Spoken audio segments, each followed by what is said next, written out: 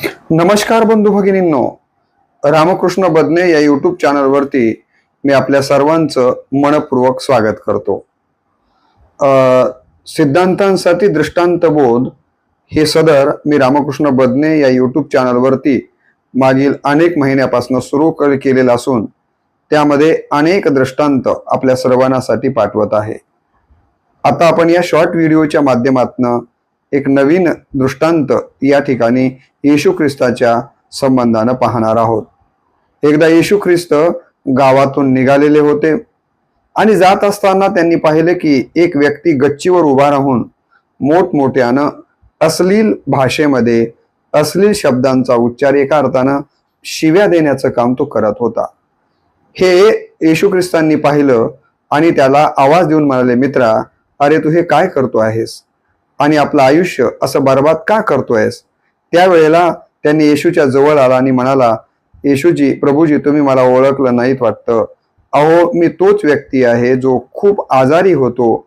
तुम्ही माझ्या जवळ आलात आणि तुम्ही मला बरं केलं आणि आता मी खूप निरोगी आहे आणि त्यामुळं आता या निरोगी शरीराचं काय करावं म्हणून मी दारू पितो आणि अशा पद्धतीने जमेल त्याला शिव्या देण्याचं काम करतो. येशूंना खूप वाईट वाटलं. तिथून येशू पुढे गेले आणि बघतात तर काय की एक डोळस माणूस एका वेश्येच्या मागं पळत सुटलेला होता. त्याचं हे कृत्य पाहून येशूनं त्या डोळस माणसाला थांबवलं आणि म्हणाले, मित्रा, अरे माझ्या भावा, तू असं वेश्येच्या पाठीमागं का पळतोयस? त्यावेळेला तो म्हणाला, प्रभूजी, तुम्ही मला ओळखलं नाहीयेत. मी तोच आहे जो एके वेळी आंधळा होतो. तुम्ही माझ्या डोळ्यावरून हात फिरवलात आणि फिरवल्यामुळं मला डोळे आले. आता या दृष्टीचं काय करावं म्हणून मी या डोळ्यांचा उपयोग वेश्येच्या पाठीमागं पळण्यासाठी करतो आहे. हे ऐकल्यानंतर येशूंना आणखीनच दुःख झालं. त्यानंतर येशू त्या गावातनं बाहेर पडायला लागले.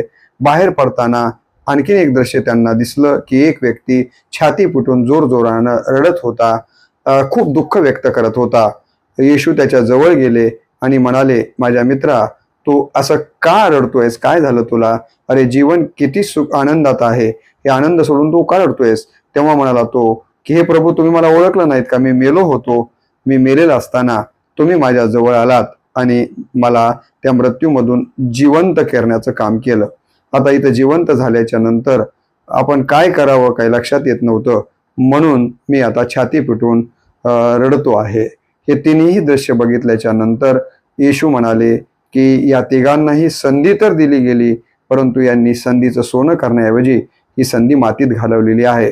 मित्रांनो, यातून आपण ही गोष्ट लक्षात घेतली पाहिजे की आपण आपल्या आयुष्यामध्ये संधीचं